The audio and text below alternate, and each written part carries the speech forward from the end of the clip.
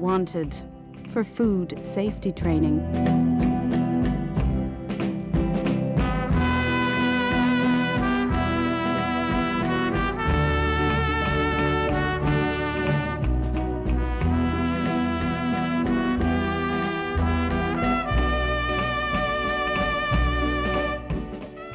This is John.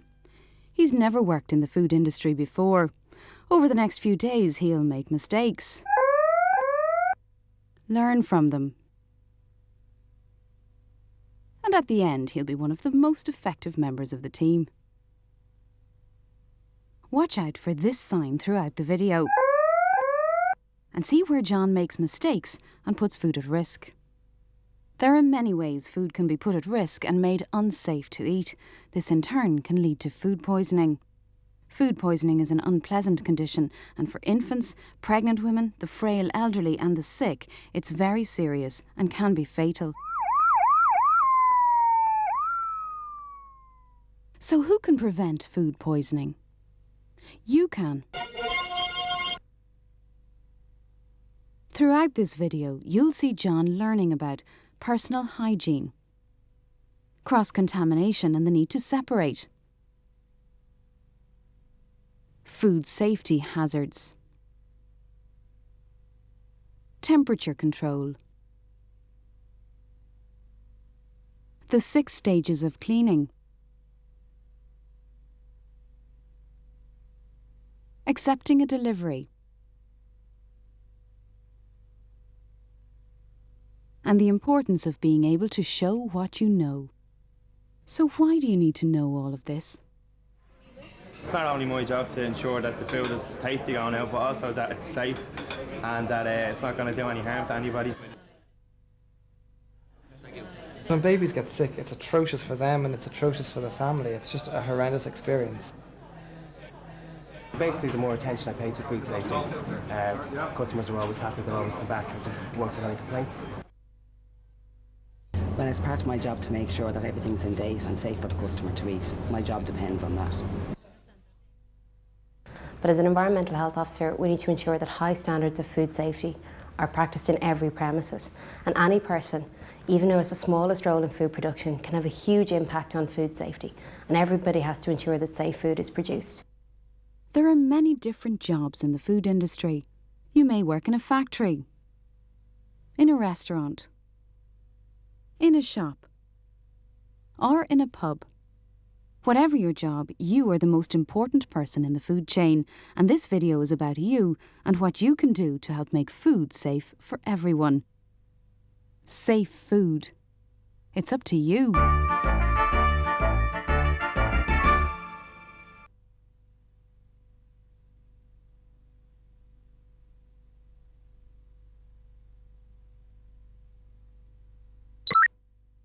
Module 1.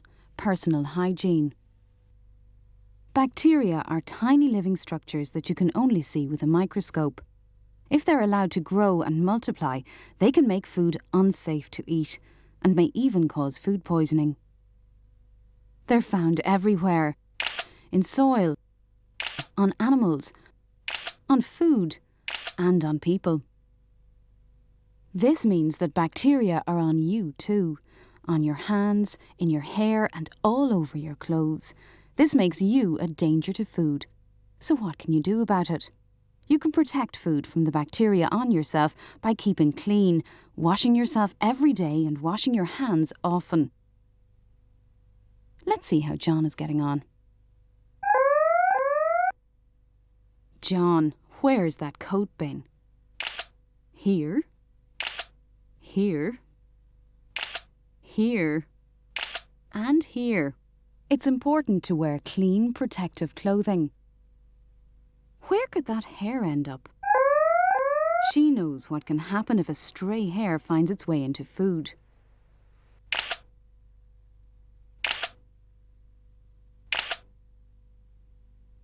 An easy way to prevent this is to put your hairnet on first.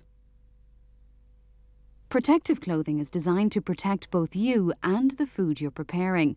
The job you do will determine the kind of protective clothing you need to wear. It must be clean, and you must not wear it outside of your workplace. Bacteria are everywhere, so unless you want air in your food, your protective clothing must be put on from head to toe. John, where have those hands been? Here, here, and here. When you're working with food, you can't wash your hands too often, but you must wash them properly. Use a hand wash sink. Use hot water and unscented soap. Rub your hands together for 15 to 20 seconds and make sure to wash your wrists, palms, back of hands, fingers and under fingernails. Then rinse your hands thoroughly under hot running water and dry your hands and arms using disposable towels. Here's a handy reminder to help you remember when to wash your hands. Before starting work or starting again after a break. After using the toilet. Before handling cooked or ready-to-eat foods. After handling or preparing raw food. After handling rubbish. After smoking. After coughing, sneezing, using a handkerchief, blowing your nose, or touching your hair, skin, or face. After cleaning duties. After shaking hands. And after handling money. If you're wearing disposable gloves, then remember they are disposable and you must change them as often as you'd wash your hands.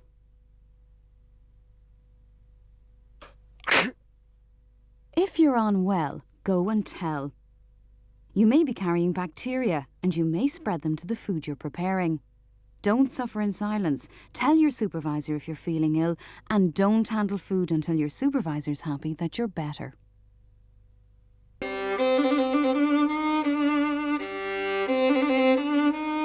Poor John. You can't work with food when you've a cut in your finger. A blue plaster will always be easy to spot if it falls off John's finger. Good personal hygiene is good sense, and it's your responsibility to make sure that you're not spreading bacteria. Remember to wear clean, protective clothing and dress from head to toe. Wash your hands properly. And if you're unwell, go and tell. Every time you get ready for work, remember that your hands, your health, and your good sense could mean the difference between safe food and unsafe food. This is what personal hygiene is all about.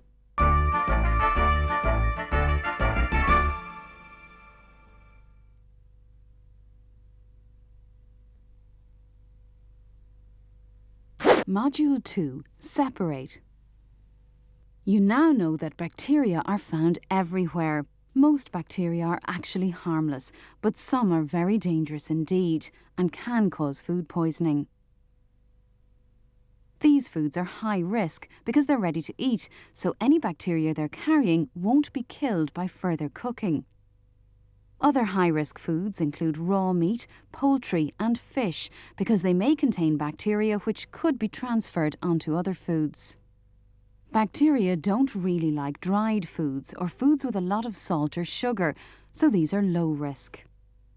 In your battle against bacteria, the only way you can keep food safe is to store it correctly, all the time. If you store high-risk foods at room temperature, the bacteria will grow and contaminate the food, making it unsafe. All you have to do to avoid this is store these foods at the right temperature. John knows that he has to store cooked ham in the fridge. Afraid not, John. Cooked ham in a raw meat fridge?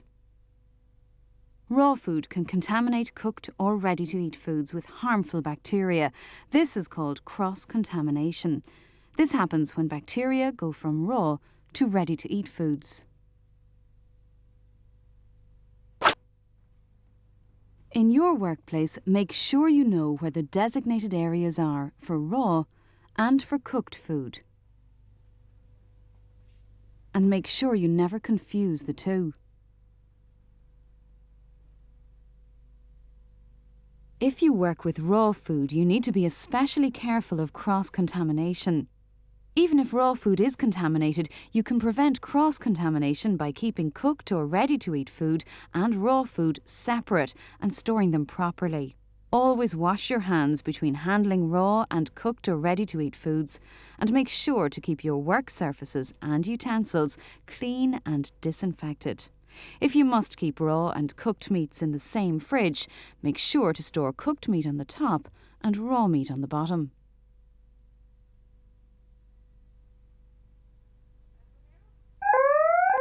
John is cutting raw sausages and tomatoes on the same board with the same knife.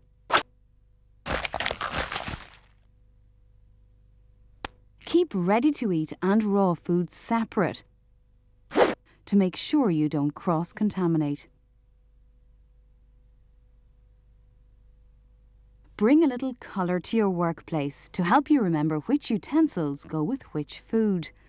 Put your battle plan into action now. Even though you can't see bacteria, you must still fight it by keeping raw and ready-to-eat foods away from each other. Remember, separate, don't cross-contaminate.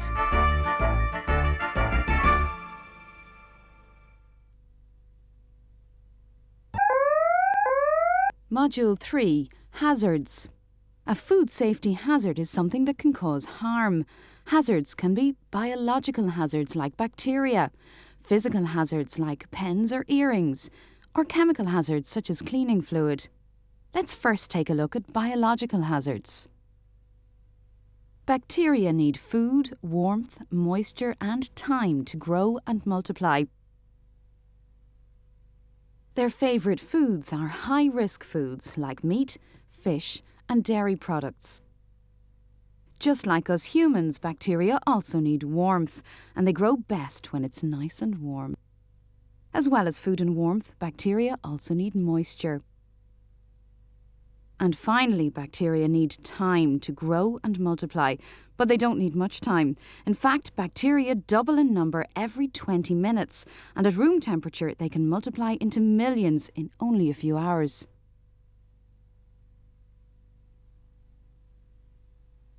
Your best weapons against bacteria are heat and cold. Bacteria are killed dead at a temperature of 75 degrees centigrade. So once this chicken is fully cooked, there'll be no bacteria left alive on it.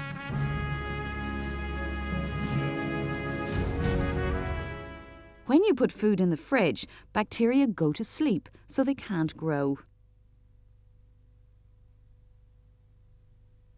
So keep hot food hot to handle and cold food cold to hold. Physical hazards are certainly easier to spot than bacteria for most of us. If you can't spot a physical hazard, your customers will be only too happy to point it out. When your customers order food, they expect to get food, not plastic or hair or glass or any other physical hazard. It's up to you to keep your workplace clean so that no physical hazard makes it into your food. Your customers don't want to be eating chemicals they didn't ask for either. Chemicals include disinfectants, cleaning products, and even perfume or deodorants. So make sure you always wash fruit and vegetables. Put away all open food before cleaning. And don't wear heavy scented perfumes or aftershaves. Remember, a food safety hazard is anything that can cause harm. To avoid chemical hazards, use a designated container and always use food-safe chemicals in the correct concentrations. Keep your workplace free from physical hazards and remember the 4 things that bacteria need to grow: food, warmth, moisture and time. In your job, you may be involved in a high-risk activity. This is where high-risk foods are prepared and a large number of consumers can be put at risk. Even if you're working with low-risk foods, you also need to be aware of food safety hazards and always be ready to fight.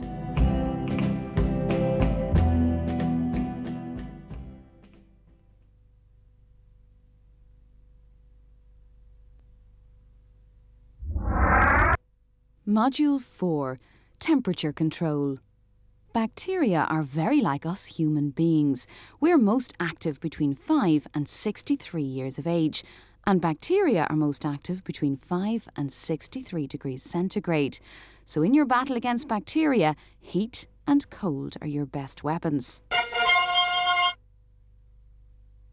John has just taken a delivery of dairy goods. He takes them into the correct fridge. What could possibly go wrong? John has left